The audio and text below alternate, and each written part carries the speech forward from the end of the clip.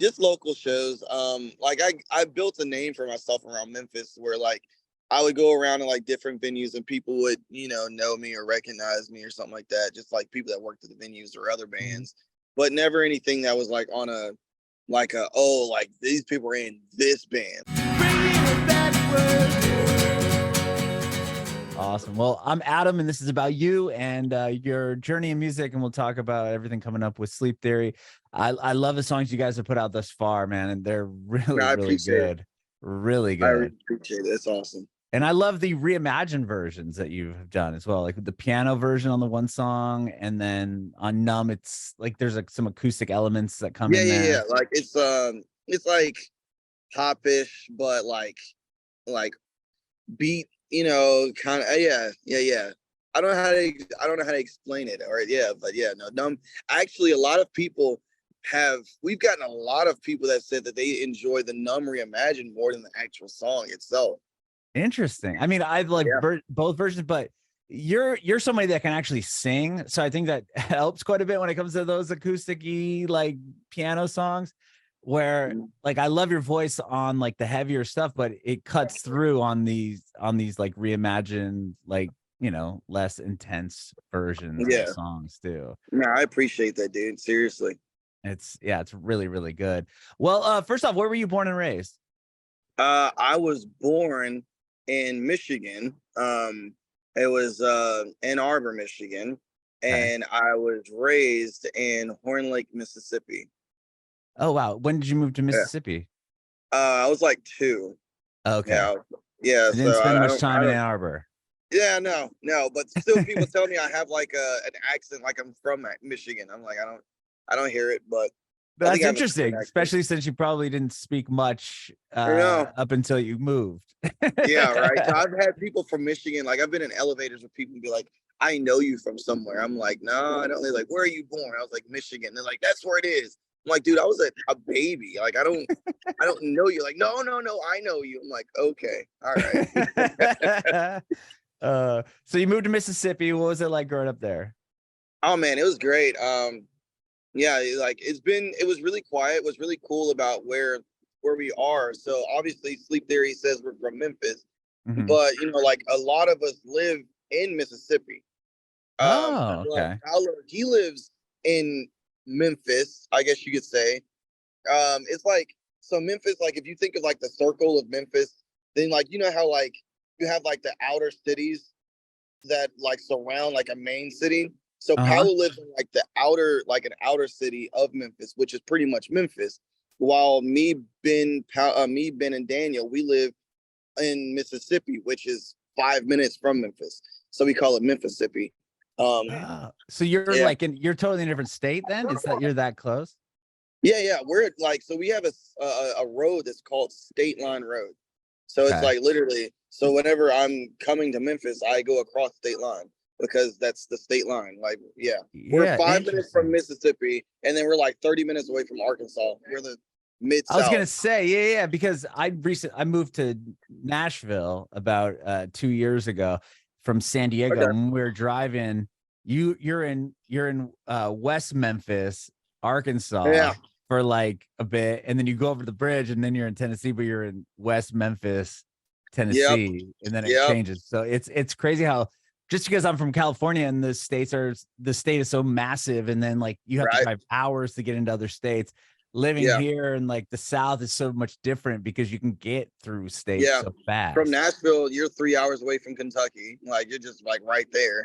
Well, Kentucky's even closer. I mean, like we're probably 3 hours from Memphis, but like maybe like an hour from Kentucky. It's not really actually, you're right. I'm thinking we're right up at the top. Yeah, I'm thinking 3 hours. Nashville is 3 hours away from Lexington, but you're right. Yes, but from like Memphis, that's a couple hours up. But like the border of Kentucky's right there. It's wild. Yeah, because then you have to go through Bowling Green, which is like way before. Bowling Green, Kentucky is way before. So yeah, you're right. You're like like an hour away. Yeah. It's wild. Right. So you grew up there, like kind of on the border there of Tennessee and Mississippi. Yeah. It's like right there, man. It's really cool because we have the country, I guess you could say. But then like, you go drive 5 minutes and then you're in like in the city area. So it's like really cool. Like it was really quiet area, but then there's just enough to do something, you know. So yeah, it was a really good place to grow up. Really cool. That's awesome. What about music? Do you come from like a musical household, artistic household at all? Yeah.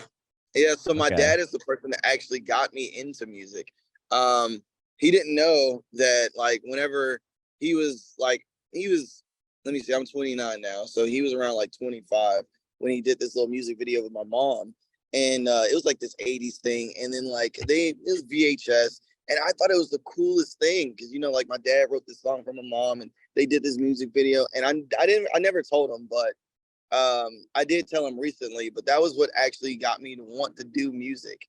Because he sang, my grandma sang, my uncle sings, my other uncle sings, my aunt sings, like my whole family, like my grandma and my grandma's sister, they all sing. I got some other family that do music and have been pretty successful in it.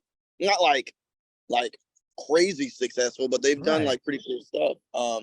But yeah, like my family's been pretty musically, I guess you could say, inclined. Yeah. Wow. So your dad wrote a song for your mom and it's on a VHS tape and he made a music video for it and everything. Yeah. It was That's really cool. awesome. And for for Father's Day, no, it was his birthday 2 years ago. The same song that he wrote for my mom. I went to my producer. I was like, I want to give my dad a timeless gift. My dad always told me, he's like, man, if we like grew up together and like we did music, we would have did some really cool stuff. So I went to our producer and I was like, I want to give my dad a timeless gift. So we went back and we remade the song that he did for my mom, like modernized it, and me and my dad both sang on it. So now it's a gift that I was able to give to him, that we both sing on a song that, you know, is a timeless gift. Oh, that is the coolest thing I've ever heard. That's like the coolest present you could possibly give someone. That's so awesome. Yeah, I for a while I wasn't able to listen to the song because I get all teary eyed. I'd be like, oh, I bet. Oh my gosh, what a rad present. That's amazing. I appreciate it, man. So your dad was a songwriter as well, or was that kind of a one-off thing that he did? He did it, he pursued it, but after having my sister and then me, he just wanted to, you know, he wanted to focus on doing things. He joined the military and then he just got worked into doing a lot of work, and he just did the thing. But whenever he knew that I was interested in doing music, he 100% backed it. He supported it and pushed. And, you know, without him, I know for a fact we wouldn't be where we are, because like I've been doing music for 15 years, and the minute I was like, y'all want to do this, my dad would help pay for studios and help do this and help do that. And he was really pushing. So that's cool, man. The old man really did the thing to help me get here. So it's really cool. Did you play in bands or anything when you were in high school or prior to that? Well, actually I was homeschooled. So cool. Yeah, a lot of people, man, you're pretty outgoing for a homeschooler, but I've got a homeschooler here at my house. I mean, one of my Really? sons homeschools and the other one does the regular face-to-face. Okay. Yeah, and see, that's the thing I always say. If people are going to homeschool, always know your kid. Like me and my sister were both homeschooled. It worked out fine for me because I'm like all over the place. I talk to everybody, yada yada yada. But for my sister, she's a little bit more in the pocket, you know. So like having that interaction with people would have been better for her. But anyway, yeah, I was homeschooled. I didn't sing in choir. I didn't do anything. I just woke up into consciousness one day and I was singing Bobby Brown with my dad and jumping on the couch, and that's how that just was. Wow. Did you do bands or anything, or is this kind of your first? Oh no. I mean, it sounds like you've been doing it for 15 years, so I would imagine you had other projects before this. Yeah, I've done small projects. It was first started with me and my buddy. We would get in the garage and do some stuff, and then I went to doing the full band with some buddies, and then left that and started another band, and then left that and then started another band, then left that, and then over the course of 15 years did some solo stuff, did this and that, never released anything.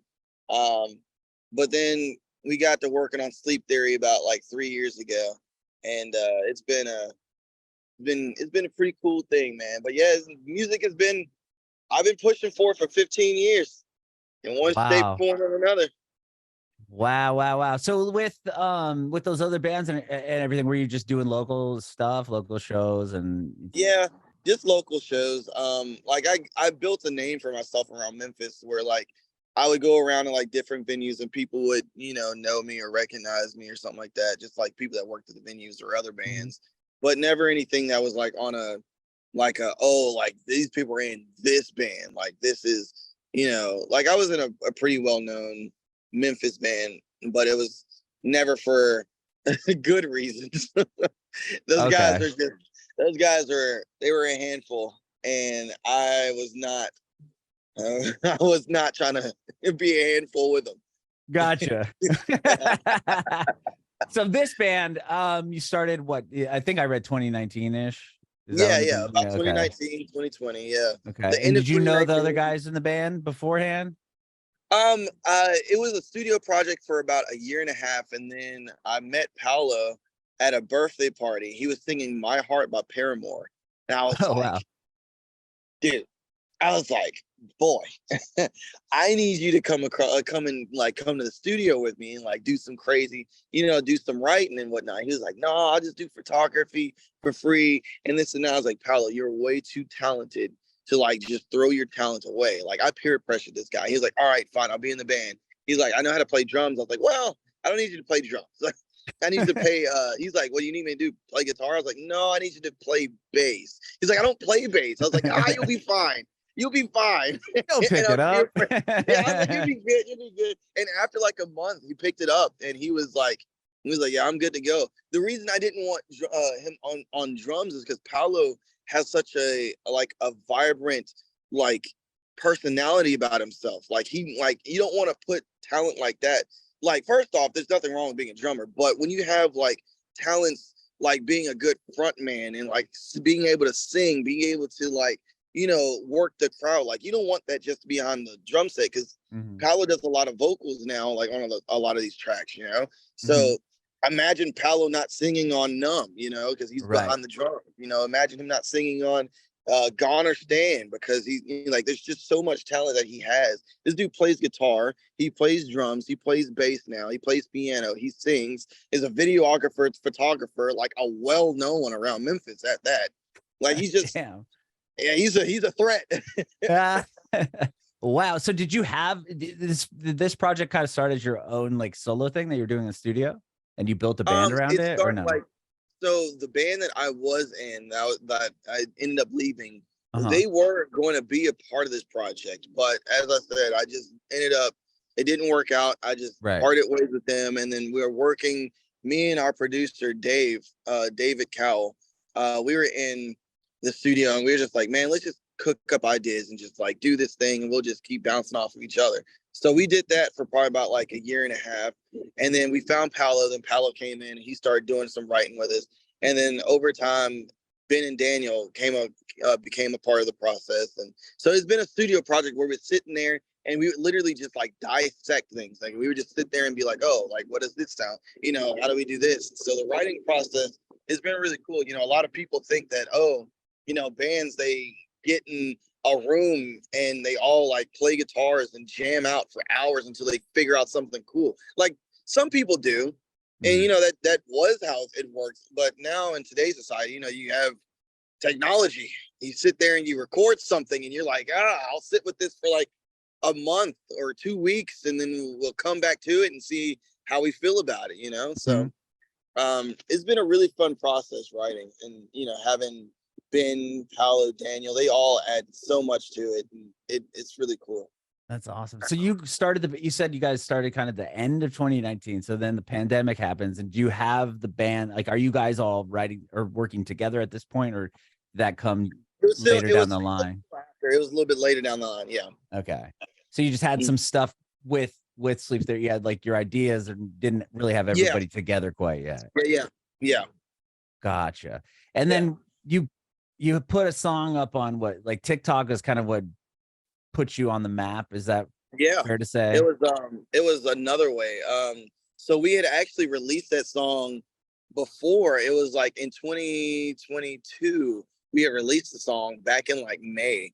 And it was just, you know, like we were excited. We put it up and it didn't do the numbers. Like we had it up for maybe like 3 months and we are like, you know, this song is great. We love this song, but it's not enough. Like we had like maybe 5,000, 6,000 plays on it. And we're like, it's not enough. We know Were the you song. guys, sorry, were you guys like playing around? Like, were you getting your name out there, or was it just No. like you guys are still just like doing the studio thing and putting up the No, song we were still doing the and studio working thing, but people knew, they knew who we were. Like, Gotcha. Okay. like we were offered shows like before we had even released a song, and the people, you know, we are like, dude, you don't even know what our sound is, and they would just be like, look, we know who's in the band. We Okay. know. Yeah. You guys are so gonna be we're good like, to bring. all right. Okay. So Got it. yeah, we released it, and it, you know, it didn't do as well as we, you know, we hoped and whatnot, because we didn't have any marketing behind it. We're just a local band looking to release our song and have fun, you know. And so we're just like, we had a moment where like, you know, this song can do a lot more. It can be a lot more. Let's just take it down and we'll, you know, release it again with marketing. And so we took it down, and back in January, whenever we did release it, it was on a whim. It was like on a like if I leaned a little bit more to the left, it would have never got released. Because like, you know, like we said, we had released it before and it didn't do what we wanted it to do. So now here we are. We're just like, yo, should we release it? Like, should we tease it on TikTok?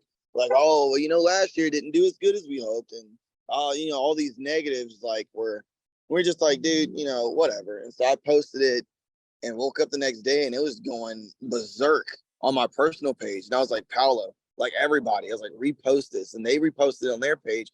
It went viral on Paolo's page, and I was like, let's post it to the band's page, and we posted it to the band's page, and it went viral again. And then we posted it again to the band's page and viral again. We're like, okay, so clearly this isn't a fluke.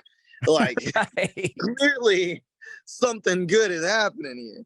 So yeah, like that really catapulted us. And you know, with it being a studio project for 3 years, like that wasn't the only song we had. You know, we had songs locked and loaded. You know, for a long time, we're like, you know, these sound good. They sound great to us, but will it sound good to people? But then we're just like, you know what, whatever, let's go. And we started, you know, releasing what we had already had cooked. And so it was, you know, it's a good thing that we only had one song done.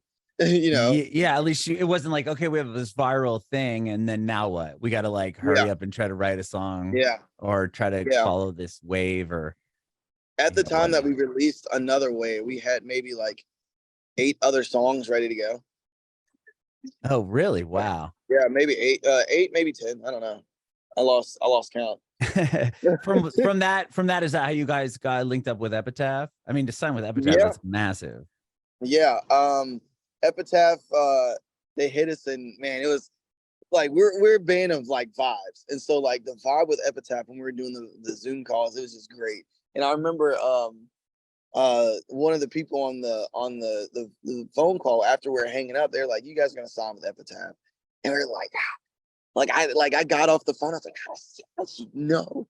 How does she know? How does she know? And we got on the Zoom call. We're like, yeah, Epitaph for sure.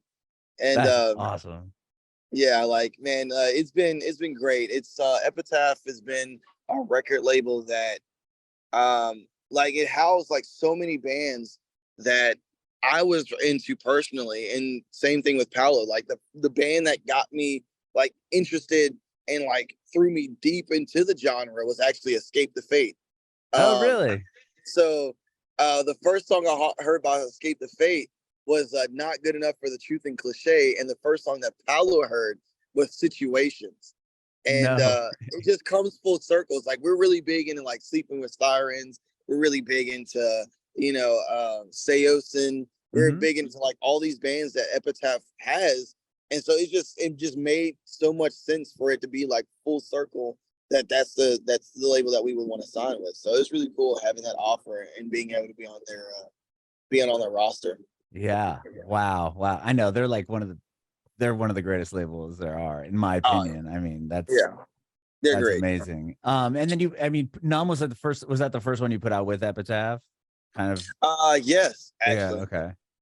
And you recently put out, and that song did awesome, right? I mean, on Octane, I mean, it's getting #1 numbers in active rock. I mean, it's getting radio play, which is like wild for a band that has, you know, just kind of coming out the gate. I mean, Right. that must have just all been stuff like, oh my gosh, like this is happening. Like to be Right. doing this for 15 years. Yeah.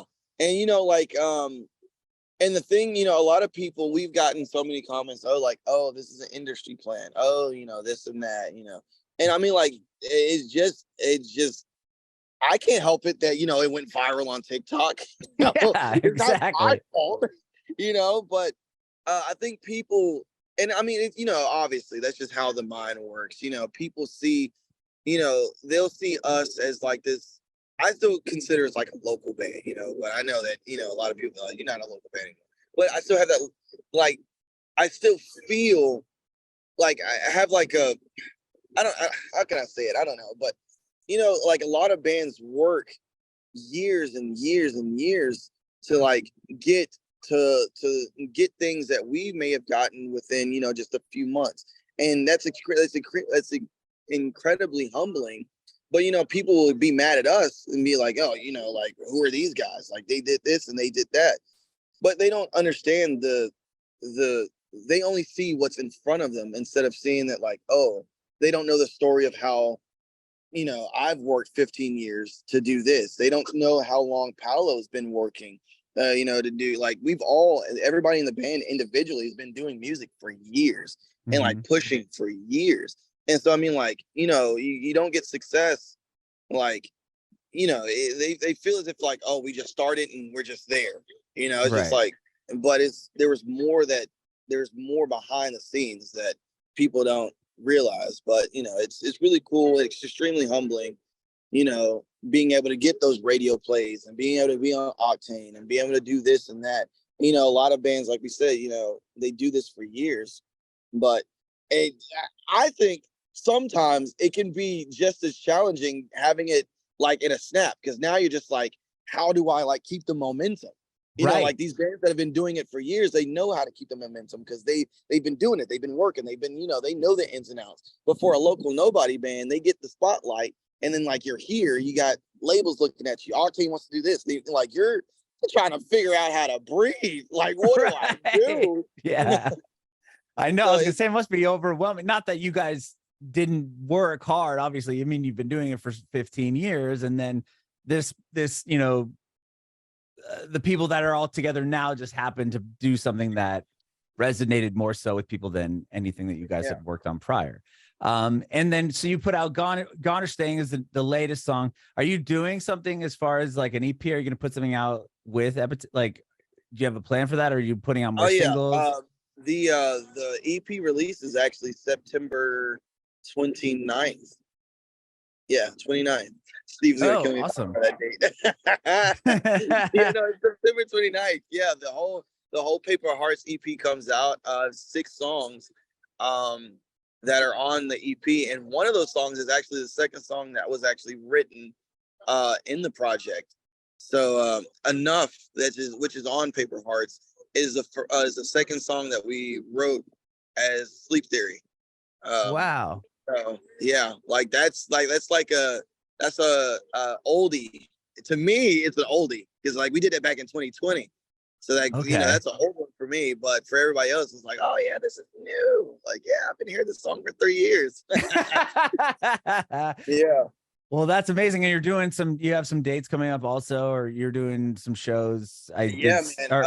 You played a bunch with us, a couple months ago, right? And the end of we did Shine Set Down. It Off. Shine Down. Yeah, it was great, man.